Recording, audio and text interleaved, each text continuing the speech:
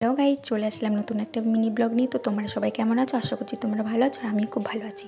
তো সকালে আমি ব্রাশ করে 1 গ্লাস গরম জল আর কয়টা বিস্কিট খেয়ে নিলাম। মা শালিক পাখিদের খাবার দিয়ে দিল, আর ঘরটা ঝাড় দিয়ে ঘর মুছিয়ে মা চলে গেল উঠান ঝাড় দিতে। তো মার উঠান ঝাড়টা কমপ্লিট হয়ে গেছে। আর দেখো আজকে কত জামা কাপড় হয়ে গেছে। মা এগুলো সব কাচবে। সোনা মায়ের কাঁথা ছিল, আমাদের জামা কাপড় ছিল। তো মা বাসি কাজগুলো করে ঘরে এসে চালগুলো ভিজিয়ে রাখলো। তো আজকে মা এগ ফ্রাইড রাইস বানাবে, তার জন্য বিনস আর গাজরগুলো কেটে কুচিয়ে নিল। আর দেখো এগ ফ্রাইড রাইসটা আমাদের হয়ে গেছে।